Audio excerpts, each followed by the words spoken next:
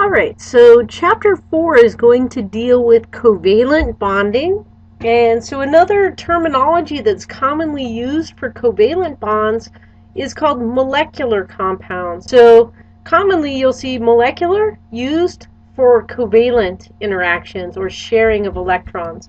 By the end of this chapter, you should understand what a covalent bond is, be able to describe the nature of covalent bonds, how they're formed, and how the octet rule is going to apply to the covalent bond. And so in a very similar fashion to the way that we could predict how many electrons are lost or gained by different elements during ionic bond formation, we can use those same type of rules to determine how many electrons are going to be shared between two atoms that are involved in a covalent bond. We'll also be able to compare structures, compositions, and some properties of both ionic and molecular or covalent compounds. And then we'll actually do a little bit about interpreting molecular formulas, and we'll learn to draw Lewis structures for our molecules. So we won't, however, be doing number 5 with this chapter.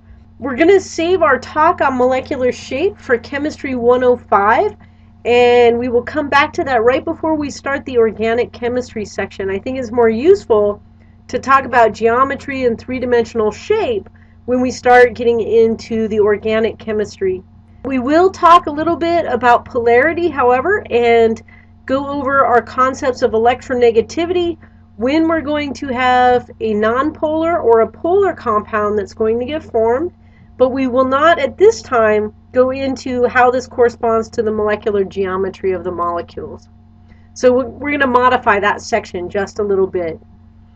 So the first section deals with definitions for our covalent bonds. So a covalent bond differs from our ionic bond in that it's formed by sharing electrons between the two atoms that are involved in the bond. So when we give the term molecule, this is actually going to be a group of atoms that are held together by covalent bonds. So that's a good definition for molecule. A molecule of water is a good example of atoms that are covalently bonded and sharing electrons. You've got two atoms of hydrogen coming together with one atom of oxygen, and they're going to be sharing electrons to give one molecule of water.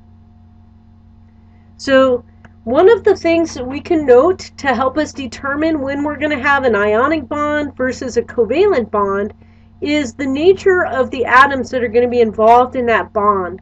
So covalent bonds occur mainly between two non-metals. So this is different from our ionic compounds that will occur predominantly between a metal and a nonmetal. So this is dependent on the electronegativity of the atoms that are involved. So hydrogen is our exception. It's over in the group 1 family, but hydrogen usually forms covalent bonds rather than ionic bonds. Sometimes it forms ionic bonds when it's forming an acid. It can fall apart in solution and release that proton. However, most of the time it's going to form a covalent bond, as it does with the water molecule. So again, this is based on the electronegativity. So remember, we said that the difference between nonpolar covalent, polar covalent, and ionic bonds is dependent on the strength of the electronegativity difference. So it's really a continuum that we start looking at. And because hydrogen, the valence shell is already half full with just one electron in there, it has a pretty high electronegativity value when you compare it to the other metals. And this is the reason that hydrogen is an exception to the rule and likes to form covalent bonds more of the time. So if we have like differences between carbon and hydrogen, you can see that that's only 0.4. That's going to be a nonpolar covalent bond, which means it does not form dipoles or have any partial charges within the molecule. If it combines with something more like oxygen, the electronegativity difference is going to be higher. It's going to be 1.4.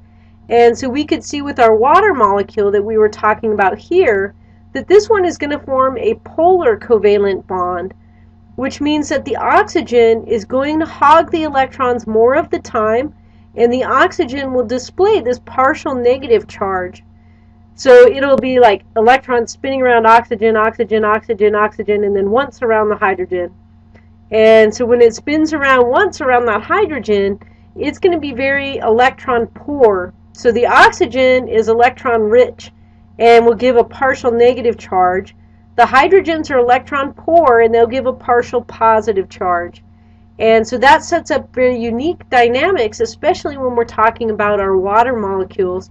And a lot of the properties that water actually shows is dependent on the hydrogen bond interaction between different water molecules. And we'll talk about that more. So we can use hydrogen gas as an example to visualize two atoms of hydrogen actually coming together and sharing their electrons.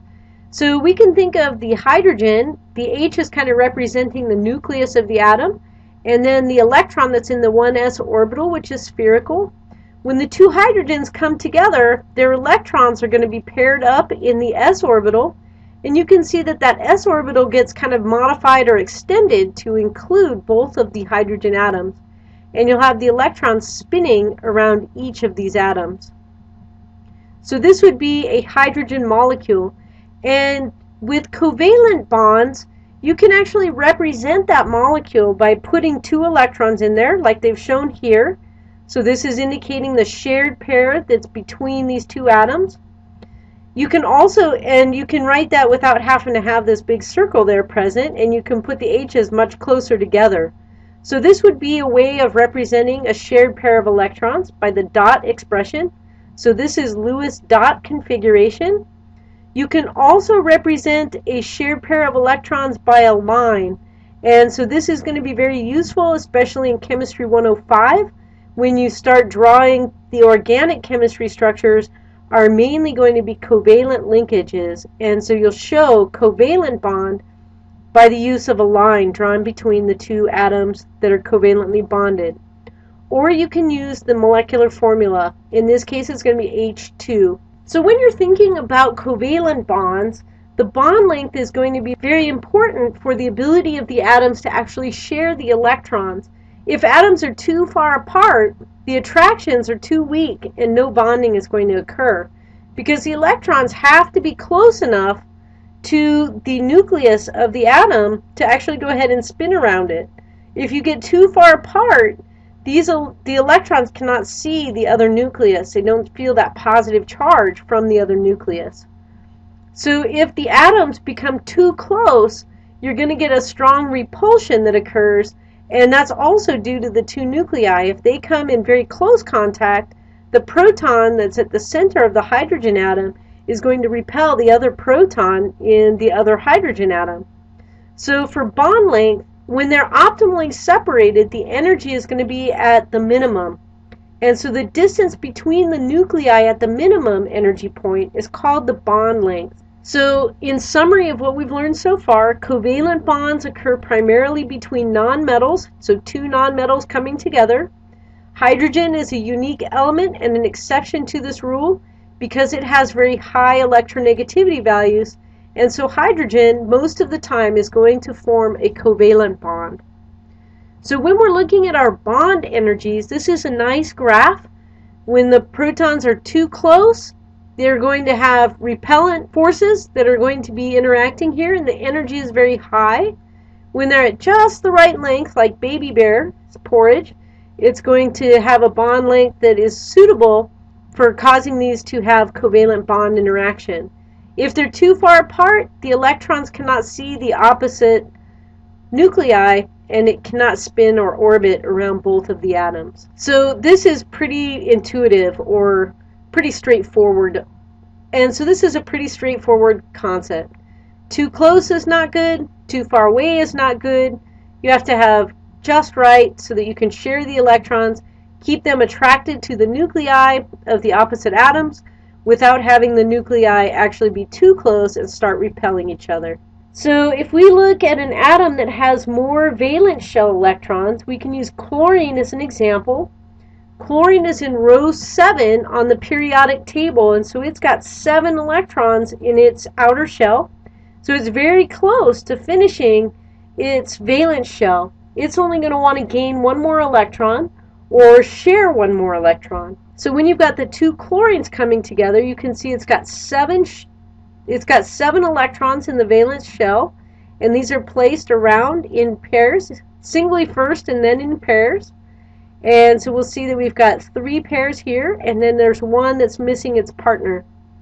So another chlorine atom is the same way. So these guys are really nicely suited to come together to share these electrons and form a covalent bond.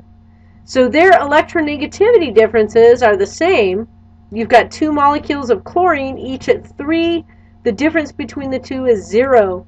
So this is a very nonpolar covalent molecule. Anytime that you have an element bonded to itself, the electronegativity difference is going to be 0, and it's going to be a very nonpolar compound. So that's what we see when we make a molecule of chlorine gas. So our bond formation with the Cl2 can be pictured as an overlap between 2 of the 3p atomic orbitals that are not paired. So we've got 3 orbits in the p subshell, and the last one will only have 1 electron in it, and these guys are going to come together and they will combine the p orbitals in this case, and which will allow spinning of the electrons around the 2 chlorines. So anytime you have 2 of the same element coming together to form a chemical bond, this is called a diatomic molecule. And some of our molecules actually exist in their elemental states as diatomic molecules. So chlorine is one of these. Anytime we find chlorine in its elemental state, it exists as Cl2 gas. So these are the major elements on the periodic table that exist as diatomic molecules, and so you'll need to know these. So many of these are gases. Hydrogen, nitrogen, oxygen, fluorine, and chlorine are all gases. Bromine is a dark red toxic liquid, and the iodide or I2 compound is a violet crystalline solid, and this is very toxic as well. So these are all diatomic molecules, and all of these elements exist in this form. So if you're writing out the elemental form of any of these guys, you have to remember to write it as O2. So if you're using oxygen in a chemical equation, oxygen exists as O2. It does not exist as O by itself, like the other elements do. So I think we'll stop there for this section, and then we'll talk to the relationship of covalent bonds in the periodic table in the next section.